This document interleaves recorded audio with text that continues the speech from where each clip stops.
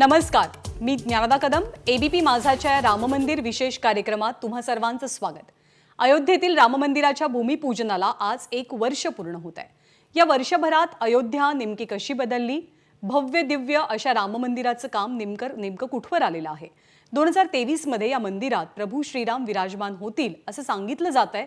मात्र प्रत्यक्षात ते घडेल का, या सगळ्या प्रश्नांची उत्तरं आम्ही तुम्हाला देणार आहोत एबीपी माझाच्या या खास कार्यक्रमातनं.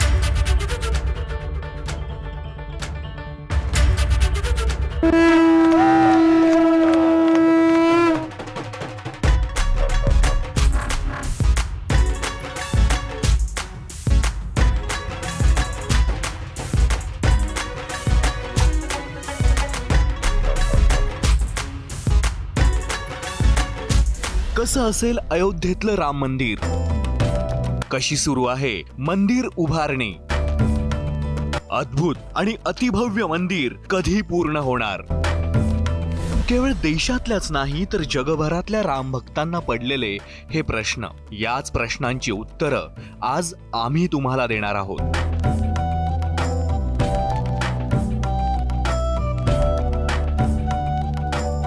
सजणाऱ्या अयोध्येचं आकाराला येणारं नवं रूप आज आम्ही तुम्हाला दाखवणार आहोत. प्रभू श्रीरामाच्या नव्या अयोध्येची आणि तिथं उभं राहणाऱ्या मंदिराची थक्क करणारी गोष्ट आज आम्ही तुम्हाला सांगणार आहोत.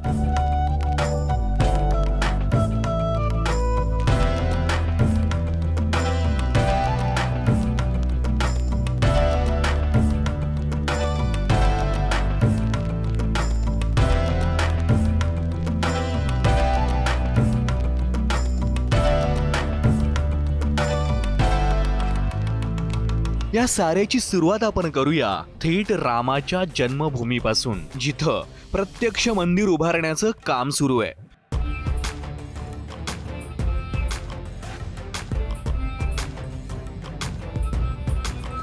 ही आहेत जिथं कोणीच पोहोचू शकत नाही तिथली लेटेस्ट आणि एक्सक्लुझिव्ह दृश्य. ही तीच जागा आहे जिथं प्रभू रामाचं भव्य मंदिर उभारलं जात आहे.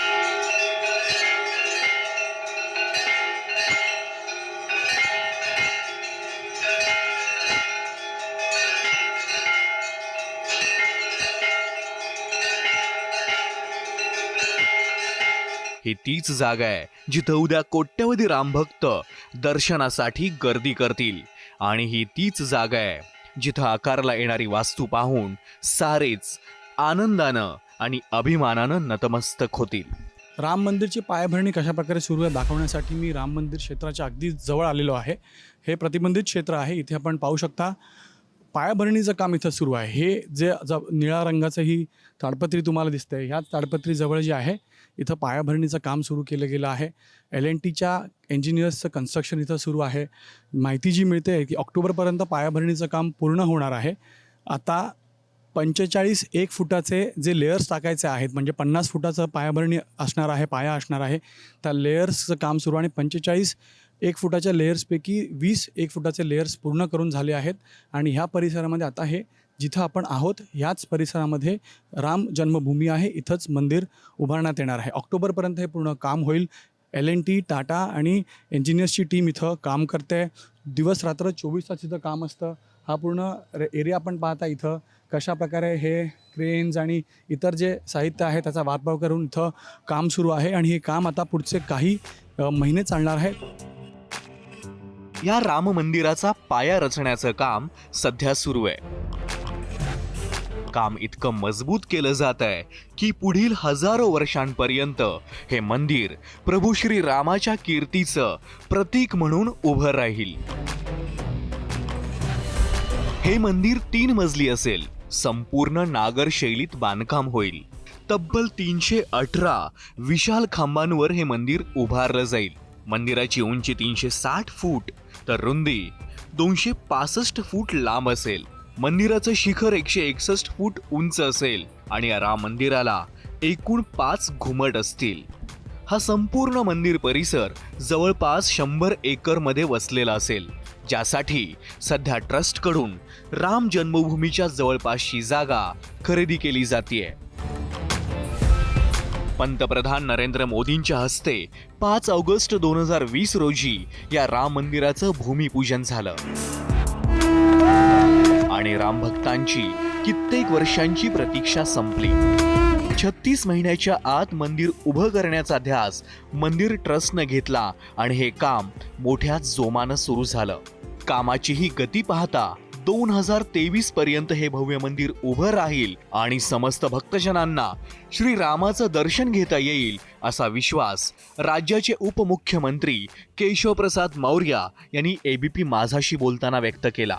मैं एबीपी माझा का जो आपका चैनल है उसके माध्यम से आप विशेष तौर से महाराष्ट्र में रहने वाले मराठी भाषी जो हमारे भाई बहन राम भक्त हैं उन तक आप मेरी बात पहुंचाएंगे उत्तर प्रदेश से, इसके लिए धन्यवाद करते हुए ये बताना चाह रहा हूँ, जिस दिन फैसला आया है उस दिन से लेकर के अब आने वाले उस दिन की प्रतीक्षा हर राम भक्त कर रहा है कि रामलला का भव्य मंदिर बन जाए, रामलला के मंदिर के शिखर का कलश स्थापित हो जाए और हर राम भक्त वहाँ आकर के भगवान रामलला के दर्शन कर सके. राम मंदिराचा पाया रचण्यासाठी 400 फूट बाय 300 फूट म्हणजेच 1,20,000 स्क्वेअर फूट परिसरामध्ये 200 मीटर खोल खोदकाम केलं गेलं. या खोदकामाच्या वेळेला तब्बल 1 लाख घन मीटर माती या परिसरातनं काढण्यात आली आणि आता या परिसरामध्ये रोलर कॉम्पॅक्टेड कॉन्क्रीट म्हणजे RCC टाकण्याचं काम सुरू आहे. राम मंदिराच्या पायाभरणीमध्ये 1 फूट जाड कॉन्क्रीटचे एकूण 45 थर टाकले जाणार आहेत. या 45 पैकी आतापर्यंत 16 थर टाकण्याचं काम पूर्ण झालंय तर बाकीचं काम अत्यंत जलद गतीनं सुरू आहे. येणाऱ्या ऑक्टोबर महिन्यापर्यंत पायाभरणीचं हे काम पूर्ण होईल असं मंदिर ट्रस्ट कडून सांगण्यात येत आहे.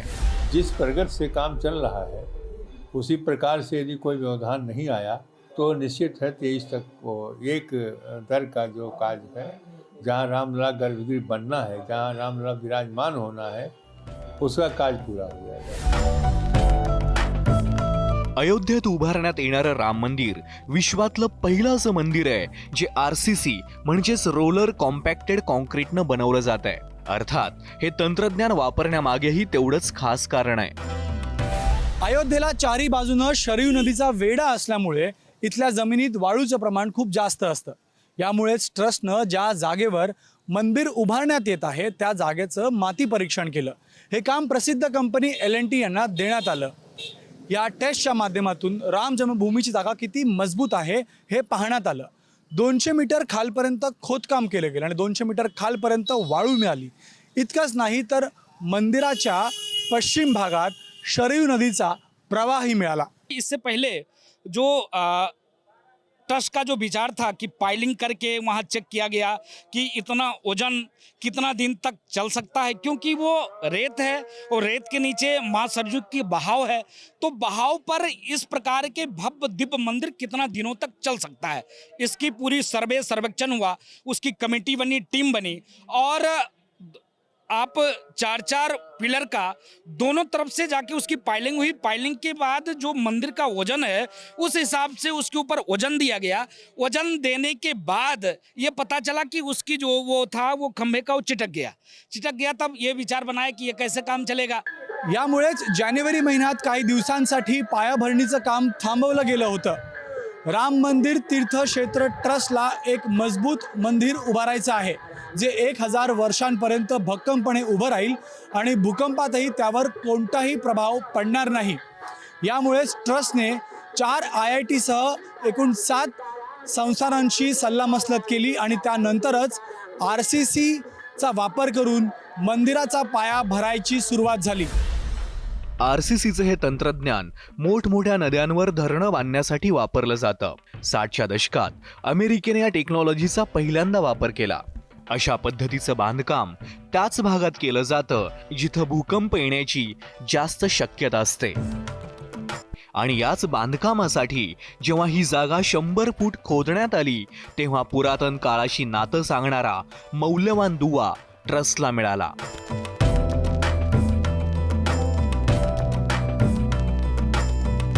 त्याच जागेवर जिथं मंदिर उभारण्यात येणार आहे त्या जागेवर अशा प्रकारच्या पुरातन काळातल्या अवशेष जे दगड आहेत ते मिळाले आणि हे एका मंदिराचं आकार देणारा किंवा मंदिराची दगडं असल्याचा इथले लोक जे एक्सपर्ट्स आहेत ते म्हणतात. हे सगळे अवशेष जे आहेत ते आता या म्युझियममध्ये ठेवण्यात आले आहेत. याचं रूपांतर लोकांसाठी, जी लोक पर्यटक इथे येतील त्यांना ते पाहू शकतील यासाठी इथं या म्युझियममध्ये त्यांना ठेवण्यात आलं. आता हे जे कपाट आहे, या कपाटात एकूण 15 मटेरियल्स, 11 ते 15 मटेरियल्स आहेत जे खोदकामाच्या वेळेला हे अवशेष मिळाले. हे अवशेष पुरातन काळातले त्या खोदकाम करताना किंवा पायाभरणीच्या वेळेला लोकांना मिळाले आणि त्यामुळे त्यांचं आता महत्त्व जाणून इथं म्युझियममध्ये ठेवण्यात आलं. आणि एक गोष्ट स्पष्ट होती की त्या काळामध्ये देखील जो दावा केला गेला होता की तिथं मंदिर आहे, मंदिर असल्याचं प्रमाण हे अवशेष आहेत आणि म्हणूनच या म्युझियममध्ये त्यांना ठेवण्यात आलं आहे. तर अशा या पवित्र भूमीत पुढच्या काही दिवसात राम मंदिराचे हे खांब ताठपणे उभे राहतील. जो स्टोन के जो पत्थर मिले, काले पत्थर, सफ़ेद पत्थर, 17 से 18 पत्थर मिले. उसके बाद भगवान भोले के 5 फीट की शिवलिंग मिला, कुएं मिले. तो अब जो है मंदिर की तैयारी बहुत तेजी से चल रहा है. श्री राम मंदिर निर्माण कार्यशाळा, जिथं आकारला येत आहेत भव्य राम मंदिराचे आखीव रेखीव स्तंभ.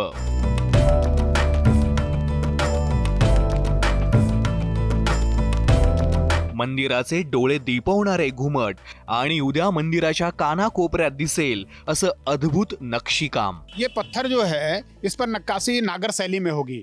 नागर शैली का मंदिर जो है वह राजस्थान, उत्तर प्रदेश, मध्य प्रदेश, गुजरात, दक्षिण भारत में भी कुछ स्थानों पर बना है. तो ये जो नागर शैली है इसमें गणेश की प्रतिमा, देवी देवताओं की प्रतिमाएं, साथ साथ जो है फूल, गुलाब हो, कमल हो या अष्टदल कमल हो, इस प्रकार से इसकी नक्काशी की गई है. और ये चारों तरफ आप देख रहे होंगे पूरी एकदम सूक्ष्मता के साथ जो है पत्थरों को नक्काशी करने का कार्य जो है हमारे कारीगरों ने किया है. सुमारे 360 फूट लांब, 265 फूट रुंद आणि 161 फूट उंचीच्या या मंदिरामध्ये पहिल्या मजल्यावर प्रभू श्रीराम विराजमान होतील, तर दुसऱ्या मजल्यावर सजेल रामाचा दरबार.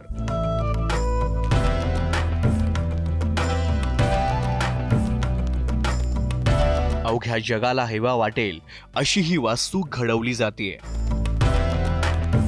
याचं प्रवेशद्वार तर पाहता क्षणी कोणीही थक्क होईल इतक्या नजाकतीनं साकारण्यात येतंय. बन्सी पहाडपूरच्या खाणींमधून आणलेल्या गुलाबी दगडांमधून हा कलाविष्कार जन्म घेतोय.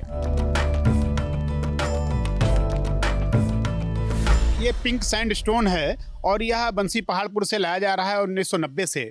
और इस पर नक्काशी भी बड़ी सूक्ष्म ढंग से, बड़ी सरलता से हो जाती है. तो पत्थरों पर नक्काशी करने वाले जो कारीगर थे वह उत्तर प्रदेश और राजस्थान तथा गुजरात के लोग थे, अहमदाबाद के. तो उस समय कारीगरों की संख्या चूँकि 3-3, 4-4 कार्यशालाएं चलाई गई, 2-3 भरतपुर में चलाई गई और 2 कार्यशालाएं यहाँ पर चलाई गई. तो इस दृष्टि से लगभग 80-90 कारीगर यहाँ पर काम करते रहे लगातार, जिसके कारण जो है भूतल का काम उस समय का जो है वह 60% पूरा, मतलब वो पूरा हुआ. न्यायालयाचा निकाल येण्याच्या कित्येक दशकं आधीपासून हे काम सुरू झालं होतं. त्यामुळे अर्थातच मंदिराचं तेव्हाचं डिझाईन आणि आत्ताचं यात मोठा फरक आहे. आधी 4 घुमट असलेल्या या मंदिरावर आता 5 घुमट दिसतील. त्यामुळेच या कार्यशाळेला दगडांची कमतरता जाणवू लागली आहे. अब जहाँ 1,75,000 घनफुट पत्थर लगना था संपूर्ण मंदिर में, अब वह घनफुट की जो है भव्यता वो 3 लाख के आसपास पहुंच गई है. तो 3 लाख घनफुट पत्थर जो है वह यहाँ पर निर्मित होने वाले हैं, उस पर नक्काशी होने वाली है. और साथ ही साथ कच्चे माल की आवश्यकता है. तो कच्चा माल जो है बंसी पहाड़पुर में जो है पहले रोक लगी हुई थी, अब वह रोक हट गई है, तो हमें अब लाने में सहूलियत होगी. अर्थात हे सगळं प्रत्यक्ष मंदिर निर्माण स्थळावर दाखल होण्यासाठी मंदिराच्या पायाभरणीचं काम लवकरात लवकर पूर्ण होणं गरजेचं आहे. आणि त्यासाठी ऑक्टोबर महिना उजाडेल हे नक्की. अक्टूबर तक जो है वह जो न्यू है उसका काम पूरा हो जाएगा और उसके बाद लगातार जो है जो पत्थर यहाँ पर रखे हुए हैं बनकर, इनको भेजने का काम प्रारंभ होगा. तो मुझे लगता है कि रामलला जहाँ पर आज विराजमान है उस स्थान से वह वर्तमान जो बनने वाला मंदिर है उसमें गर्भगृह में वो पहुँच जाएंगे. सुप्रीम कोर्टाच्या निकालानं मंदिर उभारण्यासाठी येणारं सर्वात मोठं विघ्न दूर झालं. मात्र अडचणी संपल्या नाहीत. 2023 पर्यंत मंदिराचं काम पूर्ण करण्याच्या या कामात मोठी आव्हानं उभी केली ती कोरोनाच्या महामारीनं, त्यासाठीच्या लॉकडाऊननं आणि आता पावसानं. पण या सर्व अडचणींवर मात करत हे कार्य पूर्ण क्षमतेनं सुरू राहावं यासाठी राज्य सरकार ट्रस्टच्या पाठीशी ठामपणे उभं आहे.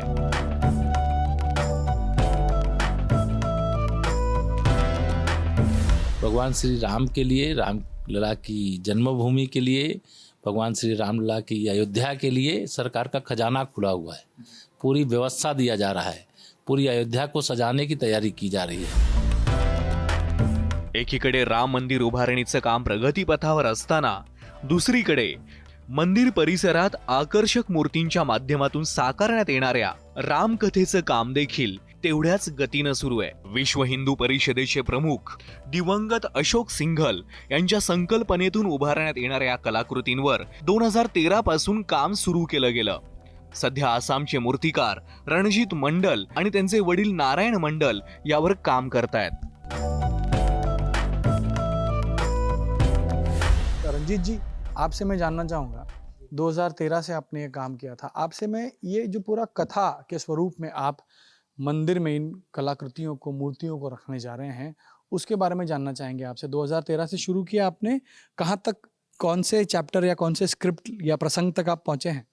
ये 2013 में माननीय अशोक सिंघल जी के आदेश से, जो अभी वर्तमान में माननीय चंपत राय जी इसका देख रेख कर रहे हैं, जो मूर्तियाँ हमें 2013 में जो पहला स्टार्टिंग में उन्होंने हमको आदेश दिए थे कि जो जो पुत्राष्टि यज्ञ, जो पुत्राष्टि, हाँ जी, पुत्राष्टि यज्ञ है, जो इसमें दशरथ जी, शांता माता, श्रृंगी ऋषि और वशिष्ठ मुनि द्वारा जो यज्ञ किया गया था, तब उनको हाथ में अग्निदेव उनको एक खीर दिए थे, जो उसके द्वारा उनका पुत्र जन्म हुआ था, 4 पुत्र जन्म हुआ था.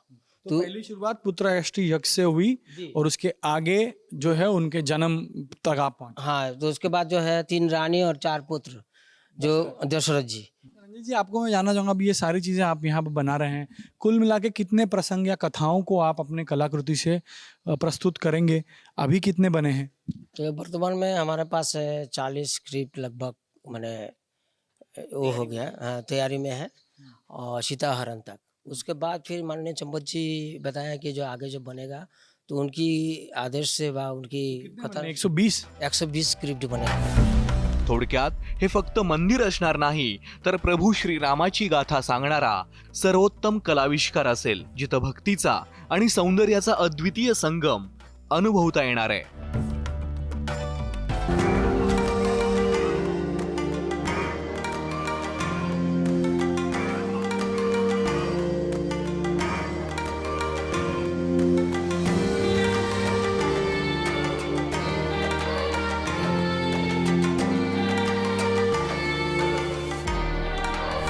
राम जन्मस्थान म्हणून हजारो लाखो राम भक्त आवर्जून ह्या अयोध्या नगरीला भेट देतात. राम मंदिर उभारल्यानंतर ही संख्या निश्चित वाढणार आहे. पण राम भक्तांसोबतच देशातल्या परदेशातल्या पर्यटकांनाही आता हीच नगरी साथ घालणार आहे. अयोध्येत राम मंदिर तर उभारलं जातच आहे, पण त्यासोबतच अयोध्याची ही नगरी आपलं रूप बदलणार आहे. अयोध्या, प्रभू रामाची ही नगरी, मात्र तरीही विकासापासून कोसो दूर राहिलेली. आता मात्र अयोध्येचा अक्षरशः कायापालट होतोय.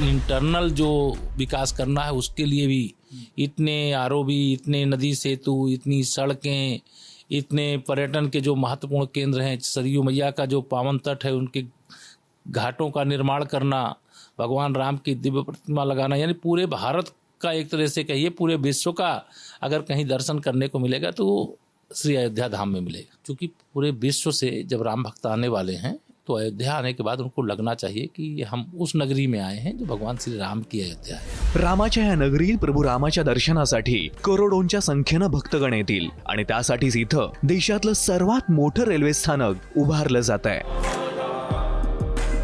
या अयोध्या जंक्शनमध्ये आपण पाहू शकता, माझ्या मागे अयोध्या जंक्शनला देखील राम मंदिराचं एक रूप देण्याचं काम इथं केलं जातं. ज्या प्रकारचं राम मंदिर बनणार आहे तशाच प्रकारच्या मंदिराचा आकार या रेल्वे स्थानकालाही दिलं गेलं आहे.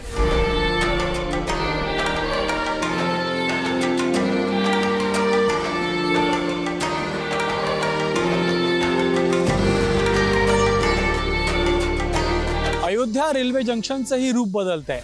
स्मार्ट सिटी सारखं रेल्वे स्टेशन बनवण्याचं काम सुरू आहे.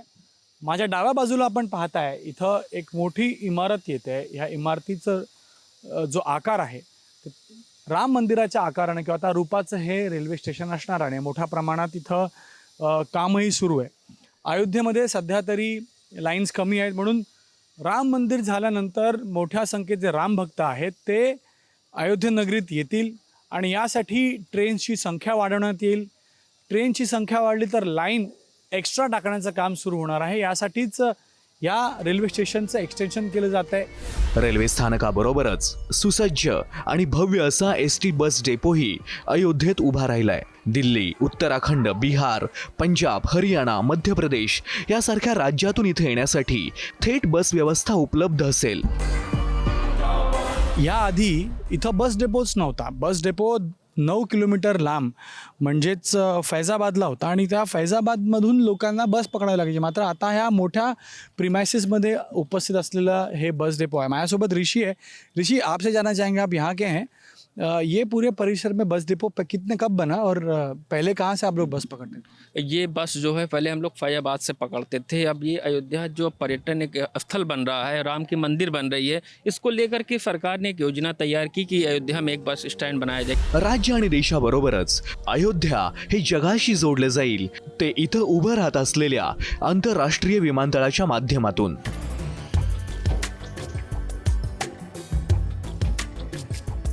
2023 पर्यंत हे विमानतळ सुरू करण्याची उत्तर प्रदेश सरकारची योजना आहे. मात्र त्यासाठी लागणारी जमीन उपलब्ध करून घेणं हे सगळ्यात मोठं आव्हान आहे.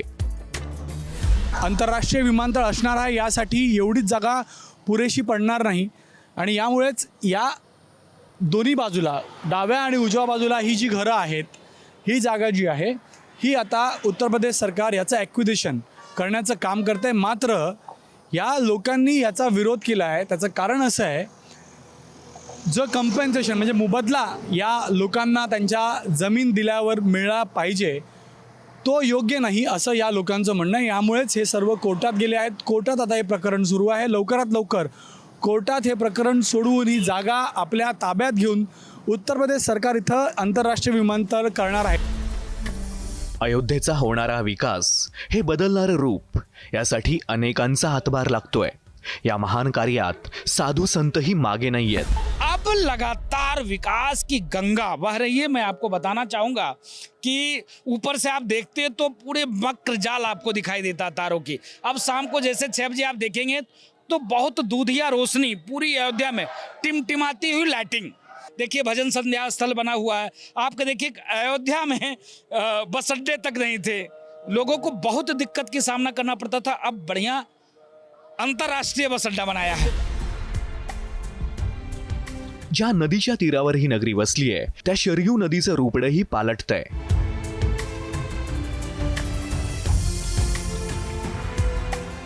नदीची केवळ स्वच्छताच नाही तर तिचं सौंदर्य खुलवण्याचं काम इथं सुरू आहे.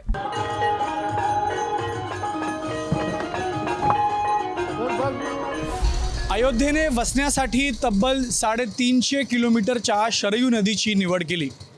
गेले कित्येक वर्ष आपल्या जुन्या खुणा घेऊन वाहणारी ही नदी आता काठ टाकते. शरयूचं पाणी, शरयूची काठ आणि शरयूच्या कुशीत वसलेली अयोध्या आता उजळून निघणार आहे. अर्थात या साऱ्याची सुरुवात होऊन अवघं वर्ष झालं असलं तरी अयोध्येत बदल जाणवू लागला असल्याचं इथं येणाऱ्या पर्यटकांना वाटतंय. शहरामध्ये जवळजवळ 80% बदल झालेला आहे आत्ता. म्हणजे आम्ही आलो त्यावेळेला ह्या जो रोडला होतं म्हणजे फार भयानक परिस्थिती होती. विकास झालेलं तुमचं म्हणणं आहे? विकास भरपूर विकास झाला. यासोबतच अयोध्या ते चित्रकूट आणि त्यानंतर थेट रामेश्वरमला जोडणारा राम वनगमन मार्ग उभारण्याचाही राज्य सरकारचा मानस आहे. रामलला का भव्य मंदिर बनेगा और भगवान राम के वन गमन का जो मार्ग है वह भी भव्य बनेगा, दिव्य बनेगा, और उनके लीला स्थलों को जोड़ने वाला जो स्थान है उनको हम इस मुख्य मार्ग से जोड़ने की व्यवस्था भी करें। थोडक्यात रामाच्या या अयोध्या नगरीला तिचं जुनं वैभव प्राप्त होतंय. रामाच्या पदस्पर्शानं पावन झालेली ही नगरी पुन्हा एकदा उजळून निघतेय.